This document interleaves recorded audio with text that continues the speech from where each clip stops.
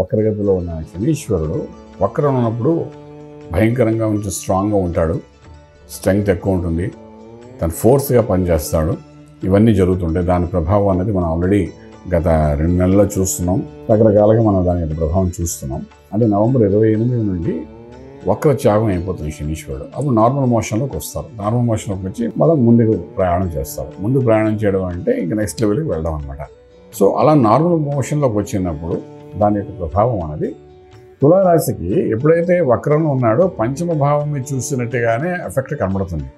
కానీ ఒక్కసారి తులారాశి నుండి ఎప్పుడైతే త్యాగం చేసి మళ్ళీ నార్మల్ పొజిషన్కి వచ్చారో 6వ ఇంట్లో స్థిరంగా ఉన్నట్టు, ఇంక కదలడం ఇంక ఇబ్బంది పెట్టడం ఏమి ఉండదు. యాజ్ యూజువల్గా 6వ స్థానంలో శనీశ్వరుడు ఉంటే ఏ విధంగా ప్రభావితం చేస్తాడో అదే చేస్తాడు. అంటే ఏమైంది, 3, 6, 11 స్థానాల్లో పాపగ్రహాలు శుభాలు సూచిస్తాయి.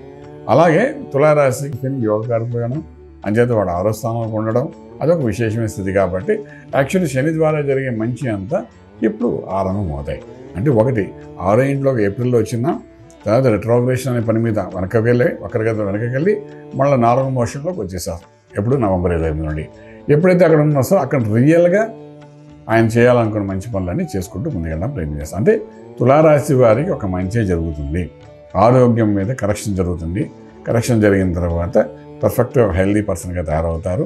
తర్వాత స్పెసిఫిక్గా ఎగ్జిట్ పార్ట్ ఆఫ్ బాడీలో అంటే యూరినరీ ఇన్ఫెక్షన్ కానీ, మోషన్ ఇన్ఫెక్షన్ కానీ, గ్యాస్ట్రిక్ ఇష్యూస్ కానీ, ఇండైజెషన్ సిస్టంలో ప్రాబ్లం కానీ ఇలాంటివి ఏమైనా ఉంటే అవన్నింటిని కూడా క్లారిఫికేషన్ చేసుకుంటూ దానికి ఒక రెమెడీస్ కానీ, దానికి కావాల్సిన మెడిసిన్ కానీ దొరికి ఆటోమేటిక్గా ఆరోగ్యవంతంగా చేయడానికి చేసే ప్రయత్నం అంతా శనీశ్వరుడు చేస్తారు. అంటే ఒక పాజిటివ్ సిగ్నిఫికెన్స్ అక్కడ రావడం, రెట్రోగ్రేషన్ నుండి నార్మల్ అవ్వడం, మళ్ళీ వక్రచాగం పొంది ముందుకు రావడం, మళ్ళీ ఇక ముందుకు వెళ్తే ఉత్తరాభాద్ర నక్షత్రం, నెక్స్ట్ రేవతి నక్షత్రం ఇలా ముందుకు వెళ్ళిపోతారు తప్ప ఇంక మనకి తిరిగి రావడానికి.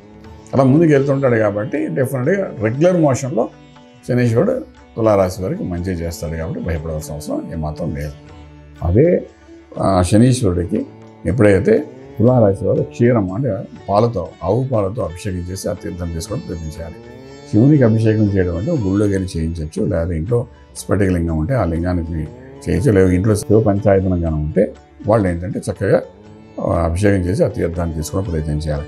ఇలాగా ఈ యొక్క జస్ట్ చేంజ్ అవుతున్న టైంలో కానీ ఇటువంటి అభిషేకాలను చేస్తే, అంటే నవంబర్ 28 కాబట్టి నవంబర్ 25 నుండి 30 వరకు ఆ మధ్యకాలంలో చేస్తే ఈ చేంజ్ అవడం అంటే శని త్యాగం చేసేటప్పుడు, వక్రత్యాగం చేసేటప్పుడు జరిగే ఇబ్బందుల నుండి బయటపడ్డము రాజమార్గంలో రాజ్యం పొందడానికి అవకాశం ఉంటుంది.